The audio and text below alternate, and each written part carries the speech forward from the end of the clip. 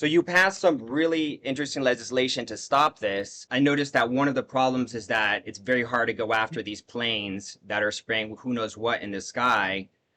Obviously, it's out of your jurisdiction. My question to you is, as governor, would you be open to devoting resources to surveil these planes so that if they land on Tennessee soil, you'd be able to prosecute them, maybe inspect the plane for chemicals, interview the pilot? I only asked this question because I asked the AI what is the best course of legal action for a Tennessee governor to stop this, and this is the best answer I got. Do you have any thoughts on this in terms of like final ways to shut this down? You made more progress than anyone, but obviously I'd like to see. I kind of see it as biological terrorism what they're doing, and I'd like to see it stop. Do you have any thoughts on that, Mr. Fritz? Yeah, I didn't hear what you had said, the answer you'd gotten back because the phone cut out for just a second. But Okay. there's more there is more that we need to do along these lines. Geoengineering is the phrase, the terminology you're looking for. We Gotcha. intentionally wrote the prohibition to be geoengineering to cover everything from cloud seeding to the this reported stratospheric aerosol injection and the carbon capture, all of which become mechanisms for someone or some entity to exercise some unconstitutional control and collect some funding to do these things. And so, not all of it's done by aircraft. Some of it is.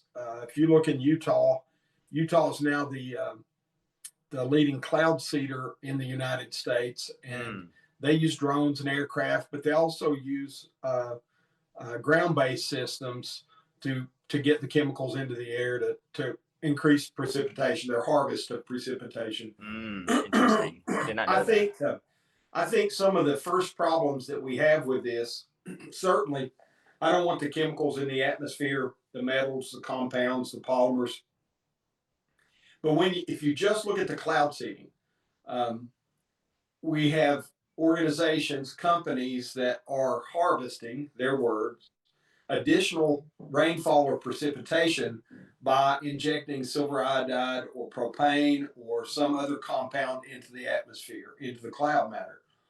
And if they're harvesting an additional 10 to 11%, which is one of the standard things that these companies claim, Hmm. then that means someone downstream in the weather pattern is getting 10 to 11% less Exactly. precipitation. That's not okay.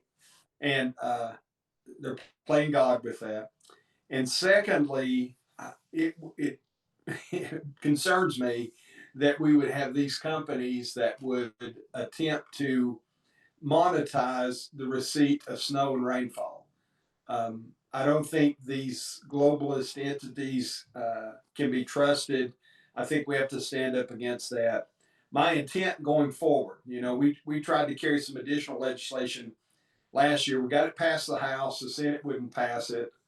Um, they seem to be much more controlled by the governor's office than even the House is, to be honest with you, in Tennessee. Mm, And they and afraid to move on things. mm. Whether it's controlled by the governor's office, just afraid to be bold on things. Many of them, not all, but many of them. It's And true. I think that it's time for the governors to have a governor that would lead and pull together like-minded governors in a task force and have the conversation with the federal government, including the president, our concerns about the geoengineering. The federal budget has, on a couple of occasions, regular occasions, had dollars in it for the solar radiation management and things like that. That's your tax dollars and my tax dollars. Um, my mind goes to the first of those examples I found. The 2024 House Energy and Water Appropriations Bill had somewhere around $33 million for that. And Wow. that was page 119 of that bill. Someone decides they want to look it up, and they should validate what I'm saying. Of course. Um, that's a real problem for me, and I think that we have led the nation in it. I was honored to get to do that. Yes, There's sir. much more to be done. There's lots of people that want to get in line and help. I think it's just going to require somebody to lead. I appreciate it. That's a great answer. That definitely makes me feel comforted because I know you're working on it, but I'm also like, what's the next step? But to move on to the next question, I have about six of them here. I'm not sure if I'll get through all of them today. I'm not sure how much time you have. But this is something that was touched upon last time I saw you. You came to our church. We all thought you were the best politician we've ever seen. We're very happy to see you. But one of the questions was brought up was about medical cannabis. And you said it better than any politician I've ever heard, or maybe better than anyone I've ever said it. You said the issue is not, from my understanding, what you said, issue is not necessarily the plant. The issue is the big weed industry forcing it down our throat, advertising it, big pharma, big government, all these, corrupt institutions trying to abuse of this power. And the way you said that kind of clarified it for me. That being said, my question is, would you, as governor, be open to some type of homestead bill that would allow adult landowners to grow their own medicine for their own medical use strictly? Maybe some type of verification process where they could use a government app to take a picture so law enforcement doesn't have to check their property and they could self-verify with harsh penalties. I'm just wondering because the rural healthcare system in Tennessee is not very good. A lot of it's collapsed. You're probably aware that because of funding, a lot of these hospital systems have collapsed. And I do know that in rural Tennessee, especially where these hospital systems are not available, people, the number one use of AI is actually for healthcare reasons. So because of the bad healthcare system in Tennessee, people are opting to use medical cannabis, they're opting to use AI, they're opting to just take care of their health by themselves. I think maybe a homestead bill that allows people the choice to grow their own medicine cheaply on their land, with strict penalties for no selling and stuff like that, might be a good idea. Do you have any thoughts on that? I do. A couple thoughts. First, just looking at medical marijuana, even going through a physician, um, I think that cancer patients and epileptics and veterans or soldiers that have suffered from PTSD that can provide a natural, keyword natural, um, uh, substitute for some of the synthesized medications that are often prescribed should be a step in the right direction. I think that to do that with specifically with a medical cannabis thing would require us to really limit or exclude the involvement of three entities. First is that big pharma entity. I don't trust them. While we are blessed to have pharmaceuticals to do lots of good things, they've proven with the opioids that they are okay with addiction and because it's lucrative for them. So I think you've got to take the big pharma out of the conversation because of that overly driven aptitude for profit. And I'm fine with them making profit. We as capitalists should embrace that. But there's lots of reports that suggest outside the volition of the person of becoming an addict, that prescribers and suppliers, pharmaceutical industry had a big role to play in the opioid issues that we've suffered under for the last 20 years. So I Absolutely. think you've got to limit that. I think the second reason you want to limit the big pharma is because they're going to try to synthesize, in some cases, to increase the addictive, or at least as a side effect, the addictive qualities of the marijuana.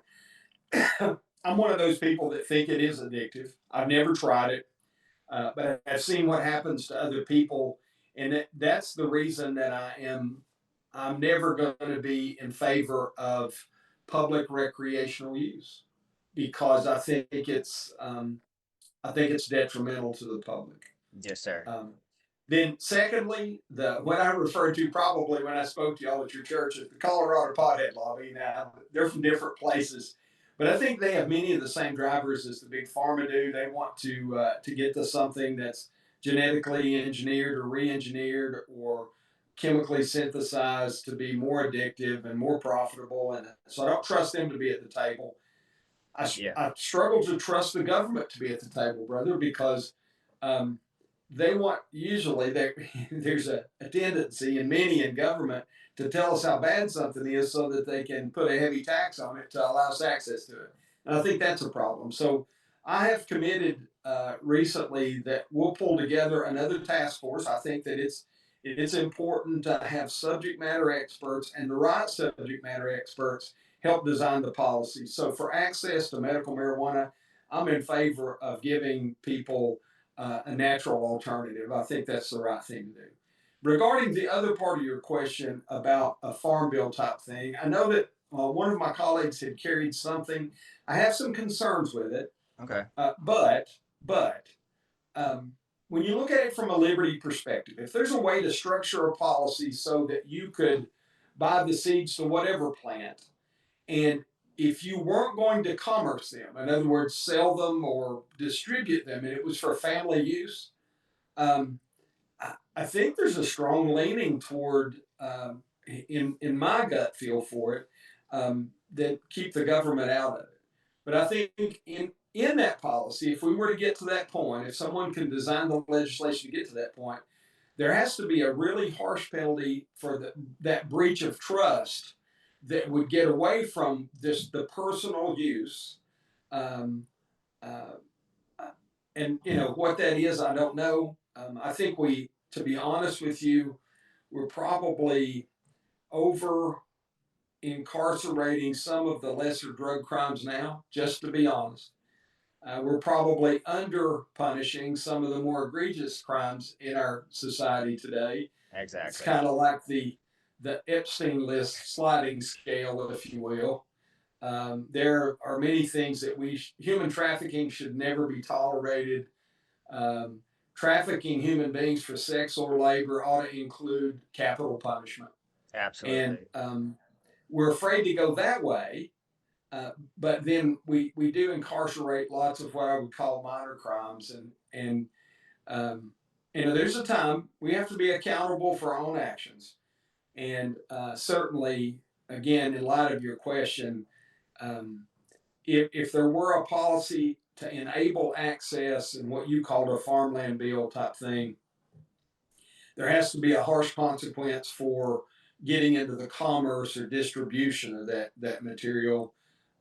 I think because that's going to quickly erode into a um, recreational use market, and I really don't. I think we over proliferate alcohol, brother. Yes, I sir. think that because there's so much money in it, it's on every corner now. The Tennessee I grew up in, that was not the case. Yes, sir. We've allowed now everybody from Kroger to the corner liquor store sells everything, Yes, sir. and you know, I, part of me, the liberty part of me, struggles with what I'm saying there because we sell donuts and cupcakes too, and they're addictive and detrimental to health, right? And so at some point in time, it's up to the person's decision. But I think there's a more corollary impact on your neighbor from the drunk driving or the impaired driving from marijuana use or something like that. That I think that we have to consider. I think it's important for us to consider. I think I agree with that answer completely. I think that this alcohol use, this opioid use, all this drug use is, this is my personal opinion, that people need to have a better connection with God, and they're trying to fill a God-sized hole in their heart with drugs. And that these Christians that have a great, powerful relationship with God, they don't need alcohol, they don't need drugs, they don't get addicted because God is their blessing. God is their guider. So that's just my opinion, but I agree with what you're saying. I really feel like my favorite thing about you is you're trying to lead Tennessee back to what God would want for Tennessee, the natural state of order, the natural way of being, how things are supposed to be run. Limited government, get the people out of it, let people have natural options. So I completely agree with you on that one. My next question I had for you was, you got a Master of Art in theology. Now, as Trump is now releasing these alien UFO files, we're seeing a lot of very interesting things come out. Um, this is maybe a surprise question. I'm not sure if you've been asked this, but you did get a Master of Art in theology. You're a very Christian person. I'm a very Christian person. But I've had multiple encounters with these entities, and no one really believed me.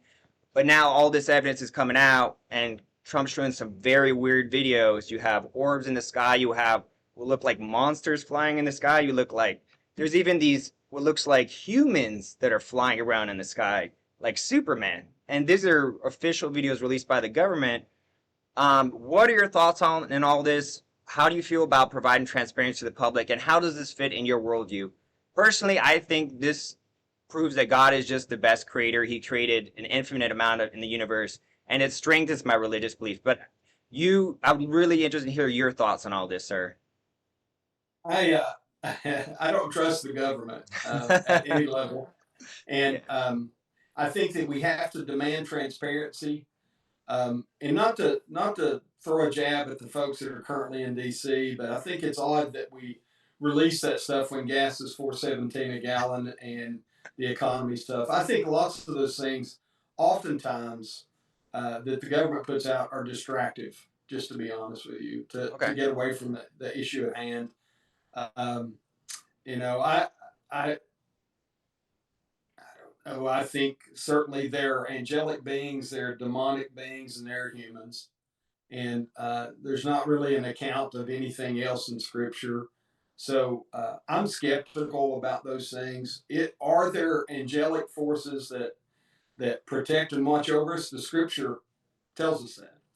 Are there demonic forces that try to attack us? Certainly, Scripture tells us that as well too. I think that one of the things that concerns me, back to your previous question about uh, pharmaceuticals, is the word sorcery in Revelation is derived from pharmakia, and Interesting. and if you word search that in the book of Revelation, you'll find at least one of the references to sorcery is a root Greek word pharmakia, and I think that sometimes drugs provide and alcohol provide a pathway to folks being oppressed by demonic forces or even overtaken by them in some cases. Agreed. That's not politically correct to say that, but I will tell you, the the insatiable desire that we have today in just America. I'll just talk about our nation and our state, to want to kill the unborn, to want to end the life of children with abortion, can be nothing other than a demonic force. Whether it's oppressed or possessed, I don't know.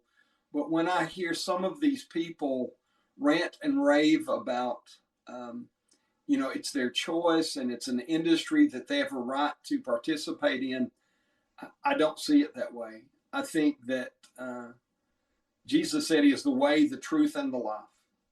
And no man come to the Father except by him. And so I think if Jesus is life, then the opposite is death. And we're told in Scripture that, Satan roams about as a roaring lion, seeking whom he might devour and destroy. And I think that oftentimes some of these trends that we see in society are not just the volition of a person, the choice of a person. It is that, but it is also some evil force. I will tell you, I struggle with all the orbs and lights. I'm not saying that folks haven't seen things. I don't know what they are. I don't know what we're covering up, what we're hiding. I don't know. I just think that it's odd that all this becomes more important when gas prices go up and approval ratings go down. Yeah, yeah. I mean that is a totally fair point. My next question was about AI. I think from my understanding, Elon's using AI on some levels within the federal government to cut waste, to streamline things.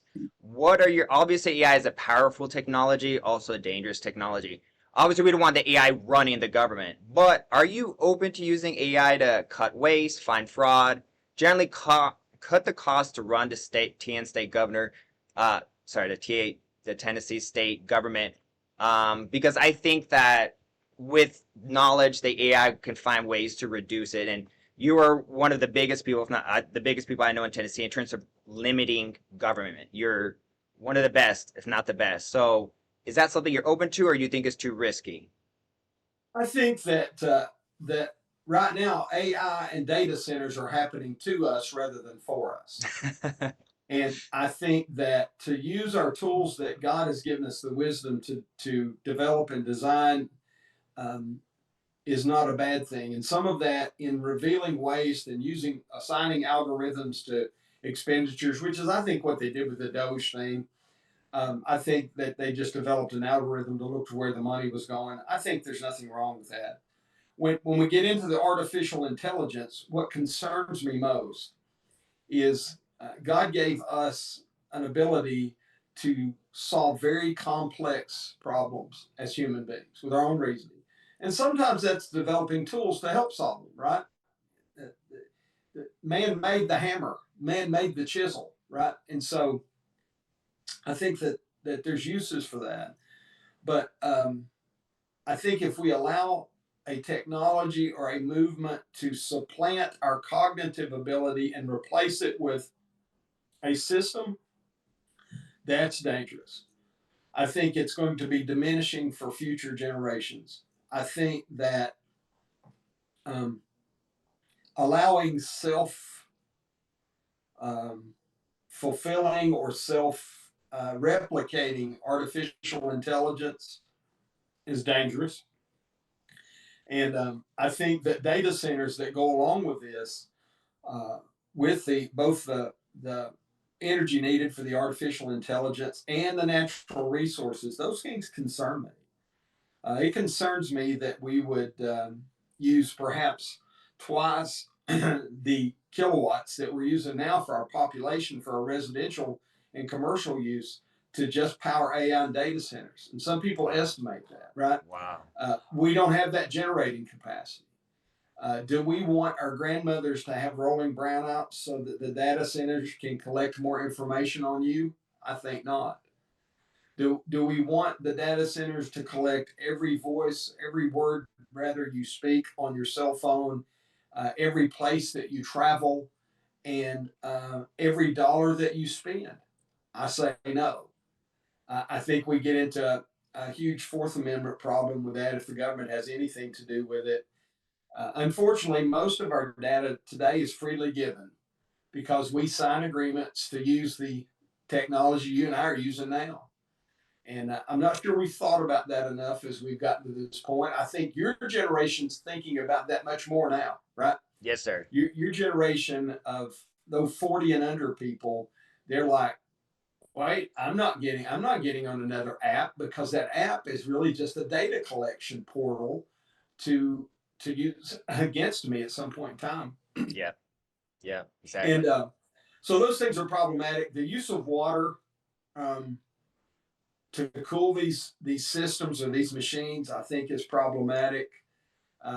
I have said in a couple times now officially, I don't, I won't use any state dollars to incentivize those AI data centers to come in. And I think that the counties in the state and the state has the autonomy to turn uh, those entities back should we decide to. I think that one of there's a young lady that's running for governor as an independent, I think, and one of her key points is that she wants to put these underground. Well, again, the energy consumption is a problem. The natural resource consumption is a problem. The data collection is a problem. But I think there's also in most electronic things, there is a frequency interruption with what is natural.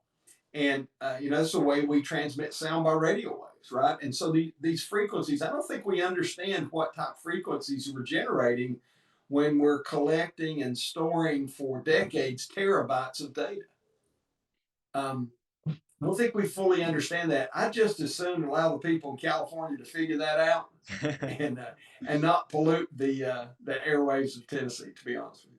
Absolutely. How I did know that Trump did, I think he passed a bill or something requiring if you want new data centers you have to have like create your own power plant or something like that. I'm not sure the specifics of it, but it does seem like everything's kind of headed in this AI direction. How do you create that balance where on one hand you don't want AI data centers coming in here, stealing everyone's water and creating problems for everyone and creating imbalances. On the other hand, it is one of the fastest growing industries.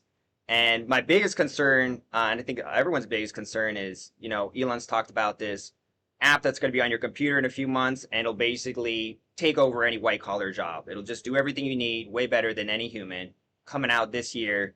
Those type of things scare a lot of people like me who I only have white collar skills. So how do you balance being helping this industry come into Tennessee if they're going to do it well and have that growth for Tennessee, but also at the same time, how are you going to protect jobs? Like, because it's a very complicated situation. The whole AI. Are we going to lose our jobs? Are they going to replace all their jobs? Or are they going to take all the resources? Everyone's worried AI is going to take in our water, electricity, and our jobs, basically. Electricity, maybe we'll get that figured out. Water, we don't know, but jobs seems to be a major concern. I can't compete I, with that. I think that first, liberty and less government becomes the great draw for both people and companies to come to Tennessee. I think a high quality of life, uninterrupted by so much technology, will be a huge draw to those states that perhaps kind of say, "Nah, let's pause on that a little while." I think there's going to be a strategic recruitment advantage at some point in time. Um, there was a report come out 2 weeks ago, and I've asked for the numbers on it. I haven't gotten the exact numbers yet, and sometimes you have to take with a grain of salt what is reported, right? But Mm-hmm. there's a report that there were tens of millions of Tennessee tax dollars sent to Oracle to recruit them to headquarter here, right? Mm. And the report suggested that there was a net increase of 7 jobs long term. Hmm. And the report suggested that many of the domestic jobs that were involved by this with this company had been replaced by H-1B visa holders. Mm. And so, like Interesting. many things, when something becomes the discussion of the moment, everybody wants to get into it. I think there's some caution needed in all of those kinds of things. Mm. I think, this offends a few people when I say this, but many of us tried to push back on allowing gambling to get a toehold in Tennessee. And certainly it's your money, it's your will to get to do what you want to. If you want to go to a casino or if you want to play the lottery, et cetera, et cetera. But in some cases, following what other states were doing isn't the right thing to do. Sometimes I think we started as 13 laboratories of the Republic, and I think now we're 50. And I think the states created the federal government originally. And I think that if we allow the federal government too much authority to say, thou shalt, in all things, that it's going to be detrimental. It takes away from that laboratory of democracy or laboratory of the republic, whichever way you phrase that. And I think it starts with just the willingness to say, we're not ready to jump into that water yet. Well, perhaps we stick our toe in the water to determine if it's tepid or warm or cold, right? But there's always in these matters a tendency to just want to jump headfirst into whatever the pool of apropos is. And I think this is definitely one of those things that we ought to let it go. I don't think we're going to lose that many jobs. I think that if AI becomes a big thing for a major automobile manufacturer, and if that technology is developed in California or New Mexico or Wisconsin, that if the workforce is capable and the liberty and less government influence is strong, the manufacture of those automobiles could still take place in Tennessee using the technologies created somewhere else because you're not limited so much by time and space. And Absolutely. and we might find ourselves, if we maintain those cognitive abilities rather than relinquish them to a machine, we Hmm. might find that we're a pretty attractive workforce. Exactly. I agree. I agree. I have one more question for you. I appreciate your time. This one, I've been debating how to ask it, or it's kind of sensitive, but the way that, but it's an honest question. The way that politics is right now, you have John Rose, Marsha Blackburn. Marsha Blackburn's got the fame. John Rose has the money. I think you have God by your side, personally. I also think God's working behind Trump. I would say Trump's policies can be summarized as common sense. And I also think your policies can be to be summarized as a return to common sense. Like everything you're saying is just so logical. It's like, oh my gosh, a normal person who's logical. It's amazing for a politician. My question is, how do you feel like the politics as it is today is basically try to get your poll numbers and align yourself with Trump by being true to yourself, waiting for that endorsement? I know he's not given an endorsement to any Tennessee governor as of yet. I do think he's gonna do it in the next couple weeks or so. I have a lot of thoughts and worries and concerns about this. On one hand, I think you're the best candidate by far, not even close. And I think you'd make the best governor, not just in Tennessee, maybe in the country. I really do. How is there any way do you think that Trump would be able to endorse you and he would be open to that considering you're not as close to high as Marsha Blackburn in the polls?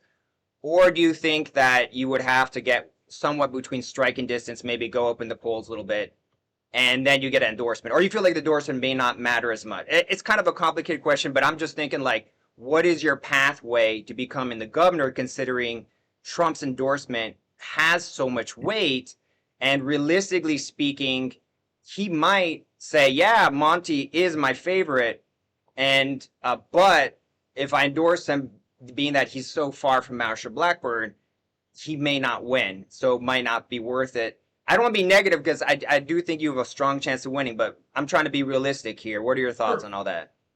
Yeah, I will only seek two parties endorsement. Really, there might be individuals that it would interest me that if they were on Team Liberty, right?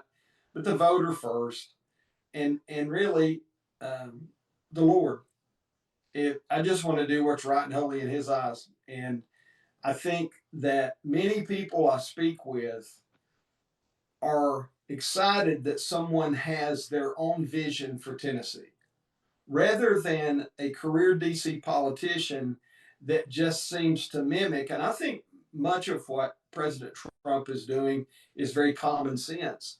But I think people have grown, the average Tennessean has grown a little bit tired of the the establishment career DC politician that just feels like they've got to say whatever Trump tells them to say, or to when asked what is their vision, it's they say they want to carry out Trump's agenda.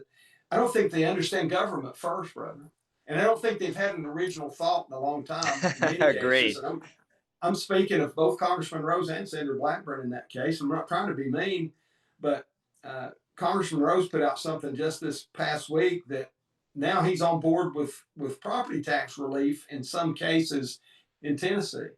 That's been a huge issue for years. It's part of the reason we fashioned that into our platform for the Team Liberty early on. Mm. And I think that in many cases, these career politicians rely on a campaign manager to tell them what they're to think and say. I reject that, and I it's I don't know that they're using artificial intelligence. It's kind of like the opposite of it. It's using an artificial, whatever the opposite of intelligence is, Mm. to make their decisions. Because again, we all agree closing the border is the right thing to do, right? I think I don't. Very few people disagree with that, and I think those are common sense. But what do you, the candidate, think? And I think people are hungry for that. I think one of the things that most of us found most appealing about Donald Trump when he first ran was he just spoke his mind. He didn't say, I'm going to be like Mitch McConnell. He didn't say, I'm going to be like George Bush. He didn't blow smoke up the kilts of other politicians. He said, this is what I intend to do. Well, the truth is, both of my Republican colleagues who are competing for this governor's race in the primary, they don't do that. they only do what they think their handlers will allow them to say. And it is usually, since they are shallow in their thought processes, it goes back to, well, I'm just going to do whatever President Trump wants me to do. Well, that's really not the way the governor's office works. That's really not the way the republic works. And I'm okay with being different there. I'd love to meet President Trump. I think he's a fascinating person. Um, I, and it's a high honor for those people that get an endorsement from him. I'll be honest with you, I'm not going to seek that out. Um, I don't. I think in many cases, it was a couple of years ago. Actually, it was the last governor's race. I think Governor Lee got an endorsement from President Trump. I think, if I remember I correctly. think he did, yeah. Yeah, and I think he made a big donation to get that. Mhm. And I got to tell you, I think Governor Lee might be the worst governor Tennessee's had since Ray Blanton. Totally, totally. And um, so I think it's up to the people of Tennessee, and I think it's up to the Holy Spirit to guide people's intellect. And I say this everywhere: I'm going to love these fellow Tennesseans, whether they vote for me or not. If we have diverging political opinions, I'm still commanded as a Christian to love them. I don't have to agree with them, and I'm okay arguing with them. But my identity's not in winning this. I've already held the greatest of titles. I'm born again. I'm married to a great woman. I am a grandfather. My grandkids call me Papa. Those are great titles. Absolutely. Staff sergeant was a great title. Um, a few other little things I've gotten to do in life that's had a title or position were great things to get to do. But, um, to me, not dismissing that at all. I'm certain I'm outworking the other two candidates. I'm certain of Yeah, that. I know that for sure. And, we'll let it go and see what I am called. There's no question in my mind God called me to run. And if we win this thing, we're going to change the direction of Tennessee. We've got to win the primary on August 6th. August 6th, And then, absolutely. yes, and then we'll take on a Democrat and an independent. And we must Absolutely. win that in November. And if we win those elections, we're going to change the direction of Tennessee Yes, from sir. growth and overreach of government and continuing to take your money and provide it as corporate welfare. We're going to change that for 4 years in Tennessee. Oh, I I will believe assure it. you we're going to change I believe it. I believe it. Honestly, I've been to many places. I lived in many places. Tennessee is by far the most amazing place I ever lived in. Not necessarily because of geography. Actually, the people are the most amazing people I ever met. They're humble, they're kind, they're hardworking. The greatest people I ever met are the people in Tennessee. So I've become in love with Tennessee. I love the people. And honestly, you're the perfect example. I think if you take a great state like Tennessee, put someone like you as governor, and you're really going to do an amazing job. I have to go here because my Zoom subscription, it's free subscription, it's ending. But I just wanted to tell people they can go to fritz410.com. I would really appreciate people supporting him. I honestly, not only would you make a great governor, you would set a good example of what a good governor can do for their state. But I thank you so much, Mr. Fritz. Thank you for your time, and you're doing a great job. I pray for your support, and I know God's got a great plan for you, and I really hope that you become governor soon because the whole world would benefit from it, sir. Thank you so much. Thank you. Thank you so much. I'm honored. Appreciate it. Have a good day. All righty. Bye bye.